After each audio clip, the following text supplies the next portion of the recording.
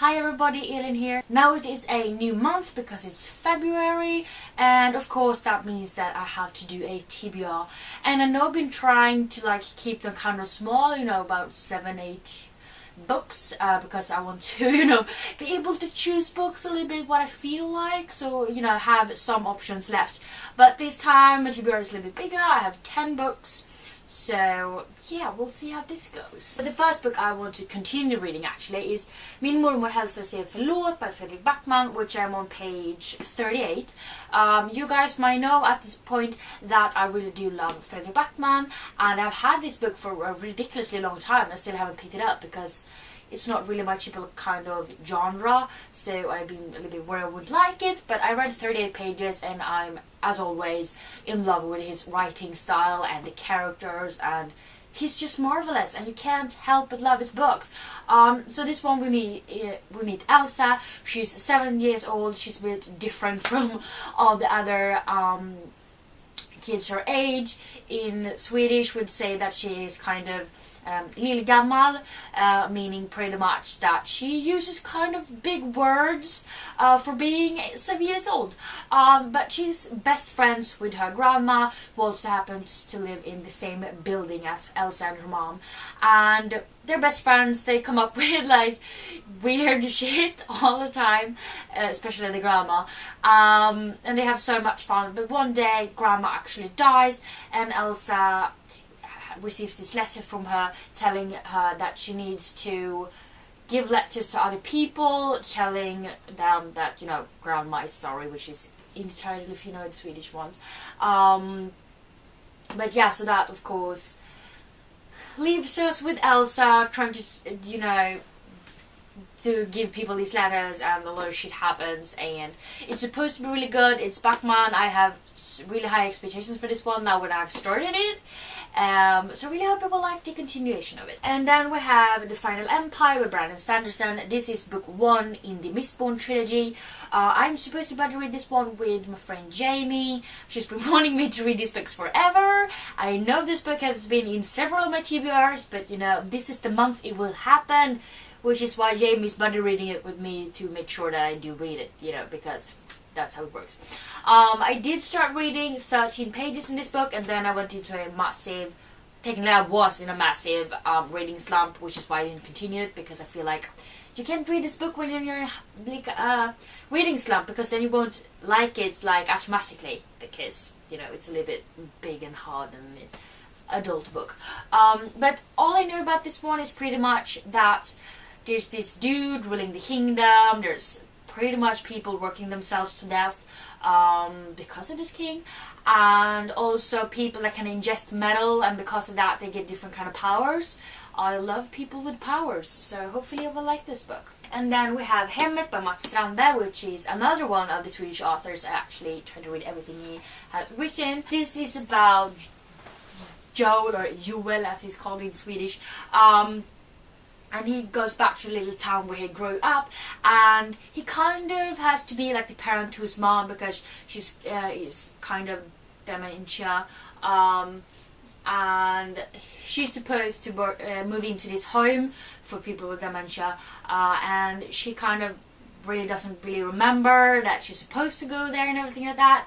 At this home, Joel's old childhood friend Nina also works. They haven't talked to each other since childhood. They haven't talked to each other since they were teenagers, because obviously something happened there. But when Joel's mother actually moves in there, she's getting more and more violent, and Joel doesn't really understand why.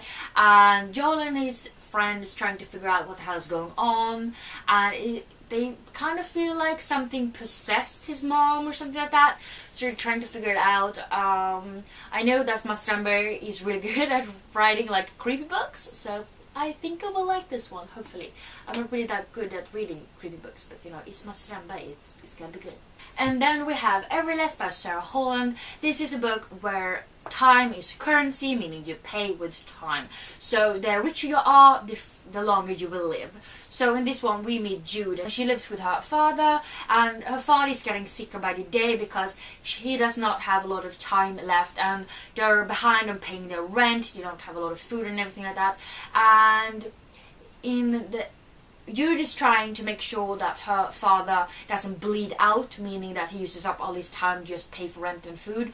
So she decides to take this job at this castle or something like that called Everlast, working for kind of a mean family, trying to save her father and stuff like that, because you're supposed to get paid quite good. So yeah, I've heard great things about this. It's supposed to have quite high ratings on Goodreads, I believe, so hopefully I will like it. I do love the concept of time as a currency, so hopefully we'll follow through. And then we have Warcross by Marie Lu, which is a book I've been wanting to read for such a long time.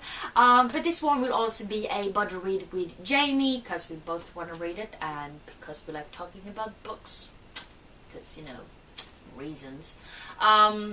But we meet Amika Chen, and she is this hacker, and she accidentally actually glitched herself into this big game tournament, really.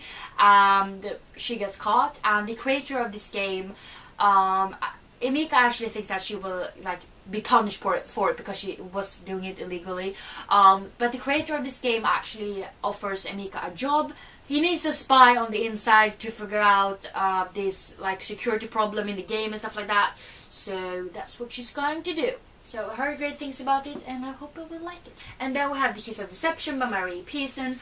This was one of the books from Try a Chapter Time that I did like in December, I believe.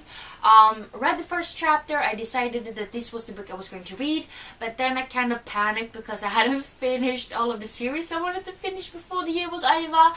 So I didn't really get around to picking up again, but I was really intrigued by it, and for whatever reason I didn't pick it up in January. But this is among the first books I will be reading in February. I promise I will get this done.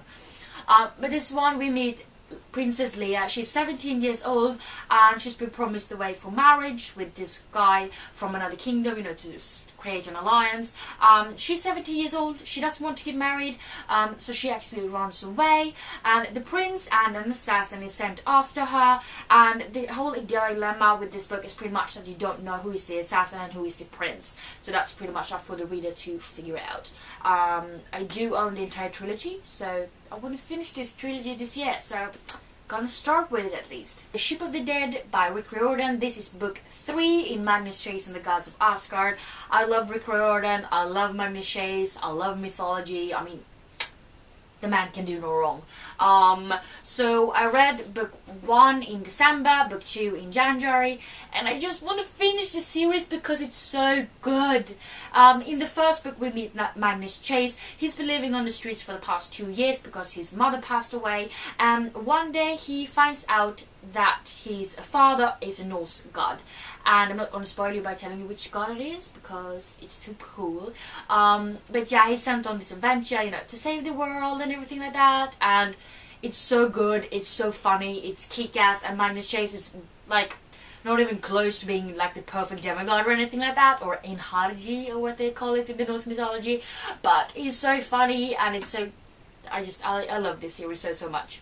So I want to continue reading it, and I need to do it.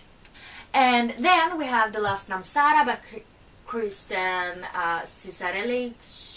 Cicarelli. I'm guessing that's not her name. Cicarelli. I don't even know. But this one I will buddy read together with Jamie as well. All I know about this one is the main character is supposed to kill some dragons. That's all I know. It's all I need to know because that sounds cool. So we'll see how it goes. Then we have Aristotle and Dante Discovers the Secrets of the Universe. That's such a long title. I forgot to breathe in between. But this is written by Benjamin Allery Science, and this is actually one of my shelf warmers, so I'm trying to be really good this month, reading 2 of them. But this seems to be a really quick read. It's not a lot of text on each page. We meet Aristotle and Dante, obviously, since it's in the title. They're pretty much each other's like opposites. What one is good at, the other one is, you know, not good at. But they form this unlikely bond with each other, and it turns out that maybe it's more than just friendship.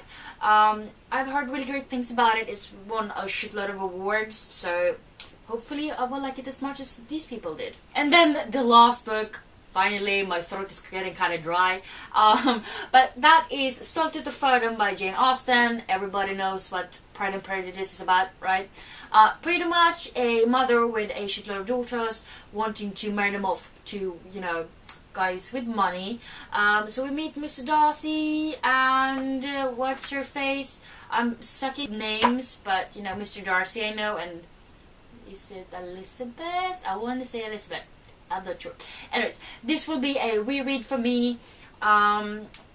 So hopefully I will like it a little bit more than I liked it the first time, because the first time I felt, it was a couple of years ago and I read it in English, but I felt like kind of forced myself to read it just to read it, and I can't do that with classics. I need to read classics because I feel like reading classics.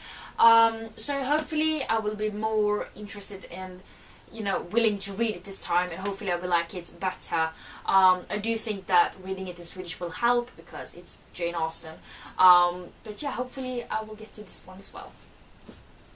So yeah, those are the 10 books I for sure want to read, and then of course as always I aim towards reading like 15 or 16 books because that's usually where I end up during a month.